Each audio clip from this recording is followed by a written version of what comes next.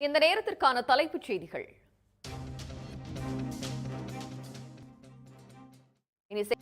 இனி செய்திகளை விரிவாக பார்க்கலாம். ஆவடி அருகே மருத்துவம் பார்ப்பது போல் சென்று சித்தா மருத்துவர் மற்றும் அவருடைய மனைவி கழுத்தை அறுத்து கொலை செய்யப்பட்டிருக்கிறார்கள். சிகிச்சைக்கு வந்தது போல் நடித்து வீட்டில் இருந்த நகைகளை கொள்ளையடிக்க கொலை நடந்ததா? தமிழ்நாட்டில் இன்று 16 மாவட்டங்களில் வெப்ப அலை வீச வாய்ப்பிருப்பதாக இந்திய வானிலை மையம் மஞ்சள் எச்சரிக்கை விடுத்துள்ளது. தமிழ்நாடு, ஆந்திரா உள்ளிட்ட புதுக்கோட்டை மாவட்டம் பொன்னமராவதி அருகே ஊர் கட்டுப்பாடு என்ற பெயரில் 20க்கும் மேற்பட்ட குடும்பங்களை ஊரை விட்டு ஒதுக்கியதோடு மக்களவைத் தேர்தலில் வாக்களிக்க விடாமல் தடுக்கப்பட்ட சம்பவம் அதிர்ச்சியை ஏற்படுத்தியுள்ளது.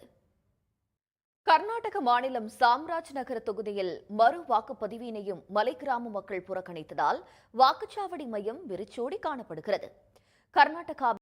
தமிழ்நாட்டில் மக்களவைத் தேர்தல் வாக்குப்பதிவு முடிந்த பிறகு பாஜகவில் அடுத்தடுத்து கோஷ்டி மோதல்கள் உருவாகியுள்ளன. வாக்குச்சாவடி முகவர்களுக்கு அளிக்கப்பட்ட நிதியில் மோசடி நடந்ததாக கூறி மோதல்கள் அரங்கேறி வரும் நிலையில் அது தொடர்பாக நடந்த மற்றொரு மோதல் குறித்து போலீஸ் வழக்கு பதிவு செய்திருக்கிறது. பாஜகவினர் மோதல் தொடர்பாக பதிவு செய்யப்பட்ட வழக்கின் பின்னணி என்ன?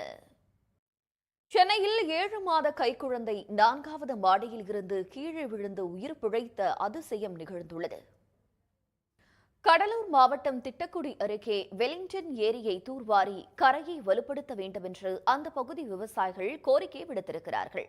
ஏரியை தூர்வாரினால் திட்டக்குடி, விருத்தாச்சலம், ஸ்ரீமுஷ்ணம் வட்டத்திற்கு உட்பட்ட 67 கிராமங்கள் பயன்பெறும் என்று அவர்கள் தெரிவித்திருக்கிறார்கள். அது பற்றிய ஒரு செய்தி தொகுப்பு. செய்திகளில் அடுத்து வருவது: மக்களவைத் தேர்தலுக்காக நாடு முழுவதும் பரப்புரை மேற்கொண்டு வரும் பிரதமர் மோடி கடந்த ஒரு வாரமாக பிரச்சார மேடைகளில் பேசும் கருத்துக்களில் பல உண்மைக்கு புறம்பானவை என்று ஆய்வில் தெரியவந்துள்ளது. குறிப்பாக காங்கிரஸ் தேர்தல் அறிக்கையில் இல்லாதவற்றை இருப்பதாக குறிப்பிட்டு மோடி பொய் பேசுவதாக விமர்சனம் எழுந்த நிலையில் உண்மை கண்டறியும் ஆய்வில் அது உறுதியாகியுள்ளது.